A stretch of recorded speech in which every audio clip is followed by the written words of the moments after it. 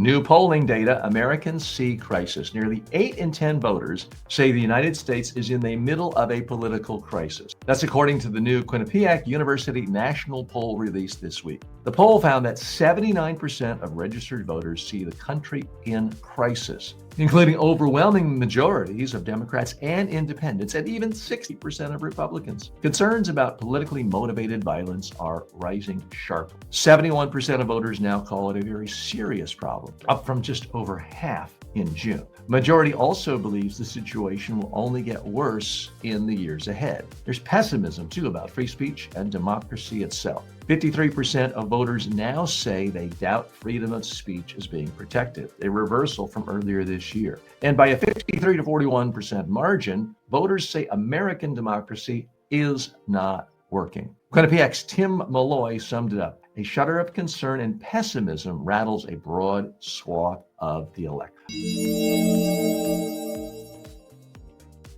What's the real message here? Polling data is kind of telling us what we all already know, which is most Americans are concluding our democracy isn't working. Things are tearing apart. Are we ready to have a full-fledged civil war? No, I hope not. But everyday life is becoming less civil every single day. Let's dig a little bit deeper. One of the issues is, I believe, most voters feel like they're not being listened to, because the vast majority of voters in the country today are not in favor of these tariffs. Now, you could say to someone who voted for a Democratic candidate or an independent candidate for president, hey, tough luck, them's the breaks, that's how politics works. Your guy, your gal didn't win. You got to accept what the winner did. But here's the problem. The majority of Republicans these days are not supportive of these tariffs. And that's just one example. And the tariffs are wreaking havoc on our economy. It's pushing inflation up in a lot of sectors. It's completely destroying the lives of soybean farmers in the upper Midwest and causing all sorts of unintended consequences and negative spillover effects in other industries.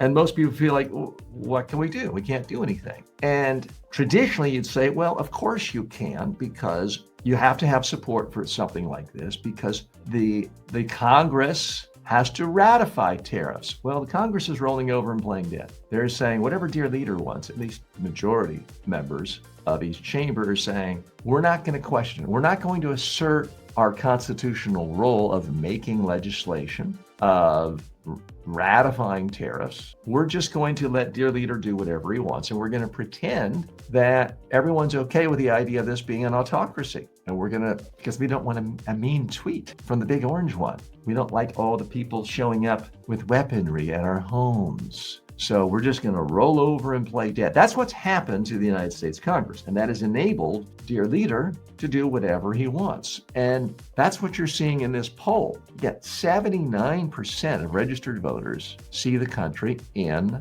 a crisis. And democracy simply is not working. Now, in fairness, our founders didn't set up a democracy, complete democracy. It's this convoluted republic with an electoral college. It does make you wonder what would ever happen if, just imagine if Hillary Clinton had won the electoral college in 2016 and Trump had won the popular vote. Well, we don't really have to imagine what would happen. We pretty much know. It would have been a January 6 times 1,000. He would not have accepted that. His supporters would not have accepted that. They would have forced a changing of the rules, if not a complete dissolution of our Constitution and starting over. But we have one side that does have fealty to the rules, to the Constitution, and they say, hey, we might not like this whole electoral college thing, but that's what we've got, and we have to follow the Constitution. At some point, this country is going to have to deal with the fact that people want democracy. We're not living in 1776 or 1789 anymore. We don't live in a time where a few wealthy landowners can travel by horseback, once a year and have a monopoly of all the information and ideas and insights about proposed legislation. And the rest of us are so busy digging ditches and planting corn, we'll never even know about it. We don't live in those times anymore. And what is abundantly obvious to most Americans when they watch their elected officials speak on TV They do not have a sense of, wow, this is a true statesman. This person is truly elite. This person is clearly representative of the best we have. They're smarter than I am, more. Nobody feels that about elected officials of any party right now. When people see their elected official on TV, on TikTok, on YouTube, they either think, okay, this person is a complete boob, or they think, okay, this person is doing some things I like. This person seems like they're honestly trying to make things better, but they're not any smarter than I am. And they're just a regular person grappling this. So the mystique and the awe, the sense that the average person couldn't possibly be as wise as the governors or the electors in an electoral college, that's gone. You can't sell that idea anymore. So at some point, this country is going to have to deal with that. Now, there's been a lot of talk about the filibuster recently ending. Again, at some point, if you believe in democracy, majority should rule. And I certainly realize there are going to be times when the Democrats are going to want to stop some legislation. The only way they can do that is with a filibuster. And now it looks like it might not happen because Republicans have said, filibusters were great when we were in the minority, but now that we're running things, not so much.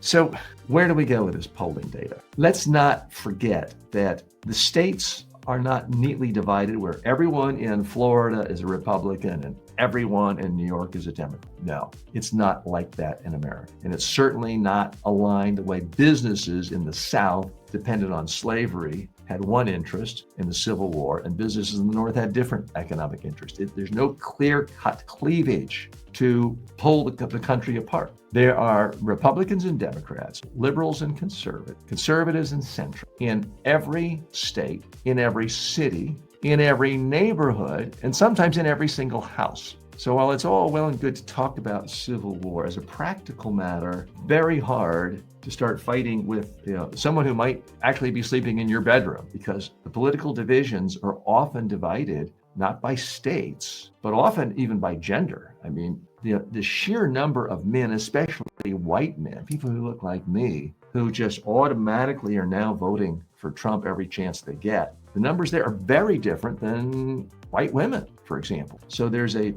gender difference. And do we really want more of a civil war among the genders when there's a million other things they could talk about and fight about? So polling like this is a way of communication. It is the way for the public to communicate. And believe me, politicians of all stripes listen to polls. Politicians in authoritarian regimes listen to polls because they are always fearful of the power of the masses. And that's part of what has got this administration a little scared this week regarding the pushback on Jimmy Kimmel, because they've not gotten a lot of pushback on a number of their more extremist initiatives in the last 9 months. So politicians listen to polls. They don't always do what a poll says. I mean, polls will tell you the vast majority of Republicans and Democrats do not favor tax cuts for the wealthy. But one party says, you know what? We don't really have to listen to them on that poll because we can talk about this shiny object over here. We can say, oh, don't worry about the fact that we're increasing your taxes and giving these billionaires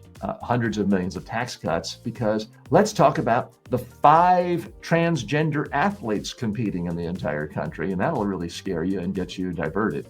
So it's not that polls always are translated into public policy, but they are listened to. So if a pollster calls you, you might not want to just hang up. Coming back after the break, we'll be looking at the sad saga of former FBI Director James Comey.